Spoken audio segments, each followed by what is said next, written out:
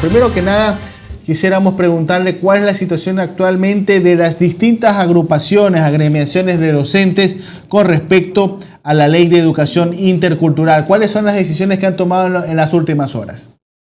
Buenos días con todos. Les saluda César Chiriboga, coordinador nacional de Frente 13 de Abril. Somos miembros también del Frente Nacional en Defensa de la Educación.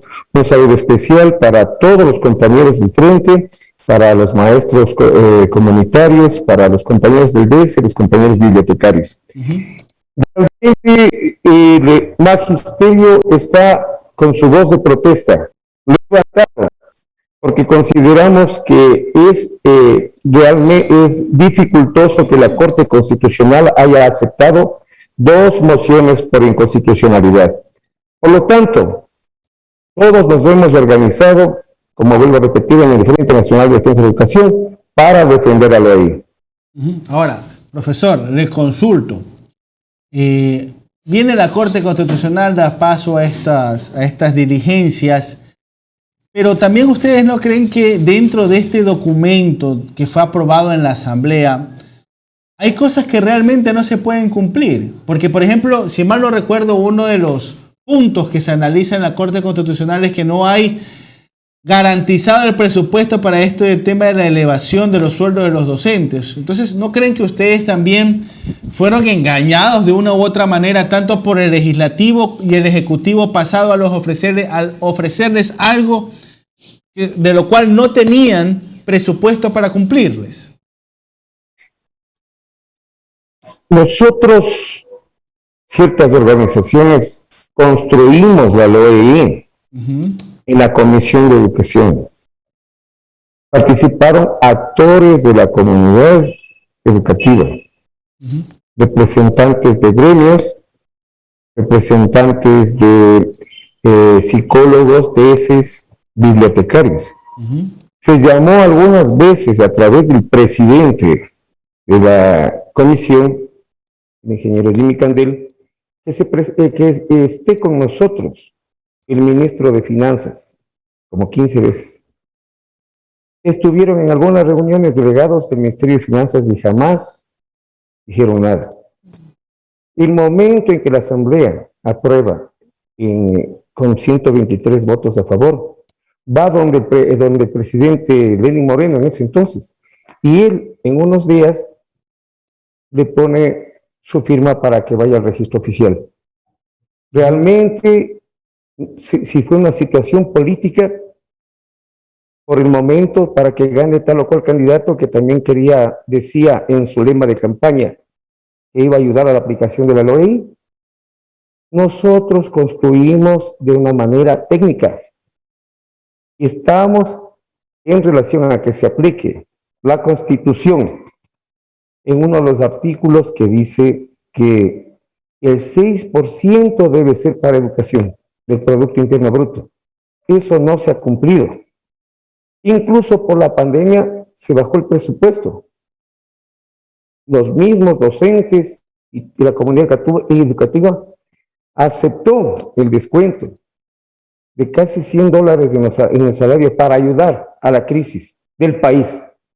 Licenciado. No se ha aplicado, perdón, repito, por favor, discúlpeme. Se está pidiendo para la aplicación de la LOI que el gobierno dé el 6% que corresponde a educación y con eso estaría saldado todo el presupuesto. Dígame, por favor. Sí, le saluda Alondra Santiago, un gusto. Licenciado, entonces usted lo que está diciendo es que tal vez utilizaron al gremio, utilizaron sus demandas como para la campaña y una vez que ya se llegó esta ley, esta propuesta que ustedes también armaron, que necesitaban también a las autoridades del gobierno que estuvieran ahí, que no estuvieron, entonces lo que usted está comunicando, a la final los subestimaron, los utilizaron.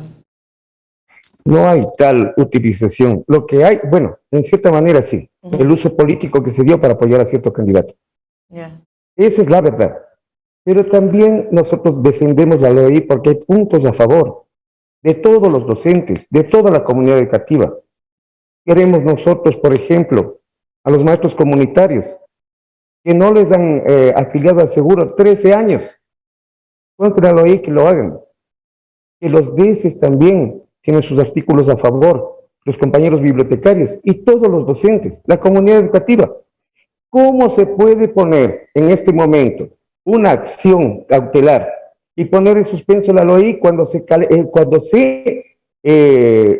canceló la anterior? Es decir, en estos momentos hay un vacío legal. Eso no entiende la Corte Constitucional.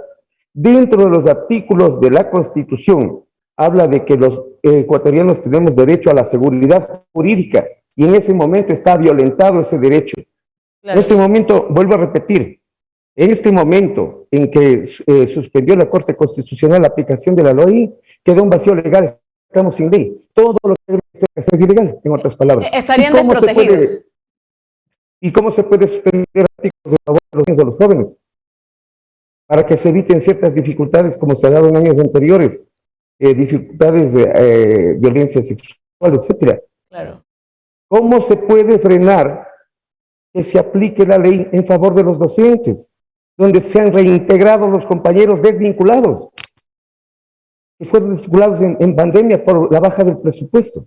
Dígame, por favor. Licenciado, una pregunta. Ya entendemos que están entonces desprotegidos, pero yo quiero primero entender por qué entonces se da todo este corte al avance que ustedes ya habían obtenido con las autoridades. ¿Qué pasa?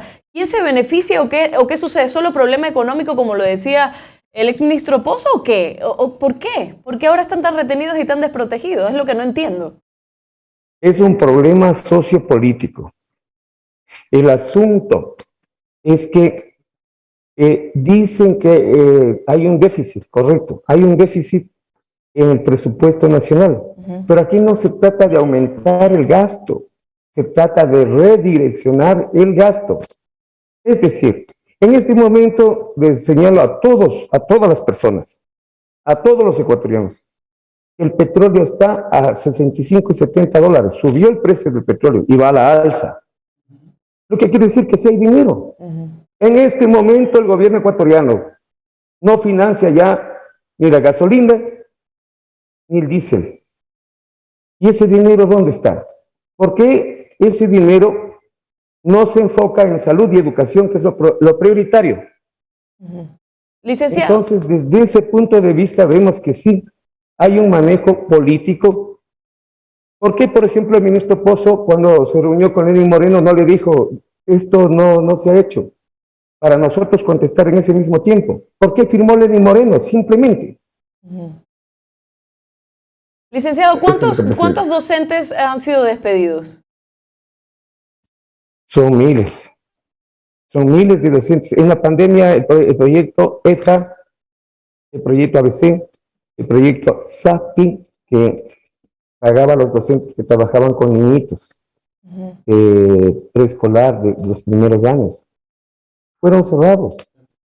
Licenciado, preguntas, dígame. Dos preguntas. Aquí Vicente Moreira en el muro de YouTube dice, por favor, Omar, pregúntele al licenciado qué pasa con los incentivos jubilares que aún no han sido pagados en su gran mayoría. Obviamente están retrasados. Aquí hay un puntito que quiero decirle y muchas gracias por la pregunta. Esa pregunta debería dirigirle usted al Ministerio de Educación y al gobierno. Nosotros como gremios hemos estado luchando por esos derechos de los jubilados recategorizados. Que vuelvo a repetir, se reingresa a los compañeros desvinculados que tuvieron ese problema por falta de presupuesto. Pero realmente el asunto es que el Ministerio de Educación es el que tiene que contestar, como que tiene que contestar también el Seguro Social. El Seguro Social dice que van a quebrar porque dice la nueva ley que se va a jubilar el compañero docente que cumpla 30 aportaciones sin límite de edad, pero no presenta un estudio actuarial, un estudio de zona estadístico que diga cuántos docentes cumplen esa característica.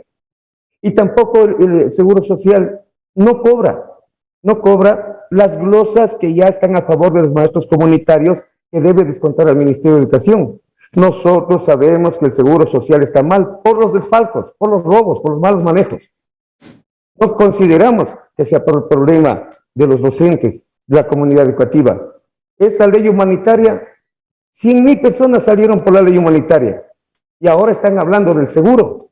¿Por qué no se calculó eso socialmente cuando se hizo esta famosa ley humanitaria? Perfecto. Licenciada, y la última interrogante. Bueno, hemos hecho un diagnóstico sobre la precaria situación de los docentes en el país. Parte del sector de la UNE ya anunció que inclusive advierten con una huelga de hambre si es que estas reformas no se aprueban. Ustedes, como coordinador nacional del Frente de Educadores 13 de abril, ¿qué medidas están dispuestos a tomar? ¿Qué van a realizar en los próximos días, semanas? Porque, por ejemplo, ya en algunos casos se está volviendo a las clases presenciales, ya hay proyectos pilotos. ¿Qué está pasando? ¿Qué van a hacer los profesores de su agremiación con respecto a estas reformas? Muchas gracias por la pregunta. La UNE, la red y actualmente el Frente 13 de abril son considerados las tres fuerzas mayoritarias en el país. Nosotros tenemos 20.000 personas cerca de nosotros, cerca nuestro. Tenemos que unirnos como docentes, pero está mal planteada la estrategia. Decir que se va a una huelga de hambre es un poquito complicado. Escúchenme por lo siguiente. La Constitución dice que no se puede parar ni salud ni educación. El momento que usted, un docente, pare sus actividades, inmediatamente tiene sumario administrativo. Lo que nos toca es la lucha en redes. Lo que nos toca es hacer presencia en medios de comunicación como este. Muchas gracias por haberme abierto la puerta para poder, a través de mi voz, que hablen los 250.000 docentes del país. Tenemos que hacer acciones como TikToks, como plantones que se han realizado y varias actividades que el Frente 13 de abril sigue impulsando, porque en este momento, el día martes, finalizó la presentación de Amicus Curiae en el juicio a favor de la LOI y que estamos defendiendo. Entonces, este tiempo, los jueces van a recibir la información hasta un mes, posiblemente den el dictamen. Y es importante, compañeros, un llamado a todos, seguir organizados y seguir luchando con fuerza. Nosotros no tenemos que dejarnos quitar la LOI. Es mejor que la que se hizo anterior. Es una ley más amigable. Licenciado, me alegra de alguna forma saber que, bueno, que van a seguir trabajando y que estas protestas se puedan hacer por otros medios, porque esos tiempos en donde no se trabajaba y donde se hacía huelga de hambre y dejaban en indefensión a los niños también eran muy preocupantes. Por ese lado. Por otro, quiero preguntarle sobre el tema de la vacunación. Ayer tuvimos a la ministra Brown, nos decía que el 90% de los profesores, de los docentes ya estaban vacunados, pero hay un 10% que no por alguna circunstancia, algunos porque ya han estado enfermos, otros porque tenían COVID en su momento y hay otros que no desean vacunarse. ¿Cómo va ese tema? ¿Ya todos aspiran a ser vacunados? ¿Han tenido algunos problemas para acceder a la vacuna? Bien. Fue el Frente 13 de abril el que le pidió a la ministra Kramer que se tome en cuenta a los docentes, ya que vamos a ir a estar junto a los niños y jóvenes como es nuestro deber, nuestra obligación. Fue la ministra Kramer la que nos tomó en cuenta y realizó las respectivas gestiones para que el Ministerio de Salud nos ponga en el listado. Lo que está recibiendo la ministra María Brown es el trabajo, el seguimiento de lo que está realizando, se realizó ya en el anterior proceso. Estamos esperando varios docentes a la segunda vacuna de AstraZeneca, que nos han dicho que es prudente que se ponga entre 60 y 70 días. Hay compañeros docentes que ya recibieron la segunda vacuna, pero faltan. El retorno a clase, como decía, tiene que ser autorizado y analizado por el COE nacional. Actualmente sé que en una institución hay contagios de 2 niños, no recuerdo la institución, que fueron ya determinados con COVID. Si los niños ingresaron a presencial o semipresencial, debe haber ya más contagiados. Perfecto. Listo, licenciado, le agradecemos por su información, por sus datos y esperemos que todo le vaya bien a los docentes del país, una de las profesiones más nobles y más importantes para nuestra sociedad. Hemos tenido al licenciado César Chiriboga, coordinador nacional del Frente de Educadores 13 de abril. Muchas gracias por su presencia, licenciado. Muy agradecido, un llamado a todos los docentes a mantenernos juntos, a compartir en redes. Vamos a tener la oportunidad de explicar, como ya tuvimos como Amicus Curiae, a los jueces que hay ciertas equivocaciones que tiene el Seguro Social, también ciertas dificultades que hay en relación a lo que presentó la Presidencia y también la Procuraduría, donde nos ven a nosotros como números y no nos ven la parte humana. Y eso sería importante que se aclare y se recalque. Estaremos en la lucha siempre. Muchas gracias por el espacio. Gracias, licenciado, a usted.